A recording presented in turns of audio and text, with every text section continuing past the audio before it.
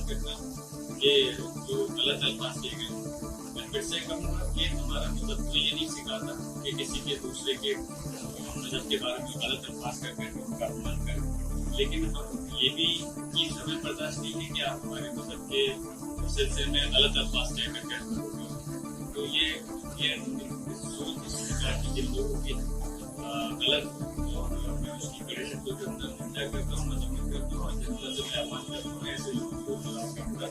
आप लोग को समझते हैं। जहाँ तक इतिहास खत्म करने की बात है, इतिहास आप दो इसमें सवाल करते हैं। एक तो इतिहास अगर आप खत्म कर दो तो हासिल क्या होगा, ये बात का जवाब दें, देश की जनता का क्या हासिल मिलेगा। क्या इतिहास खत्म करने से क्या देश की जनता को रोजगार मिलेगा, क्या इतिहास खत्म करने से क्या महंगाई खत्म होगी, इतिहास खत्म करने से क्या लोगों की तरक्की होगी, रोजगार और स्वास्थ्य व्यवस्था है, एजुकेशन की फैसिलिटीज क्या बढ़ेगी, तो कुछ नहीं होने वाला। सिर्फ और सिर्फ लोगों का माइंड डाइवर्ट जरूर हो सकता है और माइंड डाइवर्ट से तो देश की तरक्की नहीं पाएगी। इसलिए मैं यही कहूँगा कि इन सारी बातों का कोई तात्पर्य नहीं है, सिर्फ लोगों को आपस में बांटना और लोगों को बांटने का काम और लोगों ने भी किया है, इसलिए हमें उस रास्ते पर आरएसएस बैन की मांग उठ रही है, कुछ लोग समर्थन कर रहे हैं, कुछ लोग विरोध में हैं, आपका क्या मानना? सबकी अलग अलग राय, कोई विरोध करेंगे, कोई समर्थन करेंगे, लेकिन जाहिर सी बात है जो उसके होंगे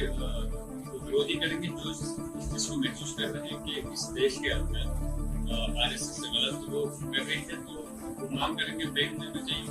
मैं भी मांग करता हूँ कि आरएसएस में बैन इसलिए नहीं कर रहा क्योंकि वो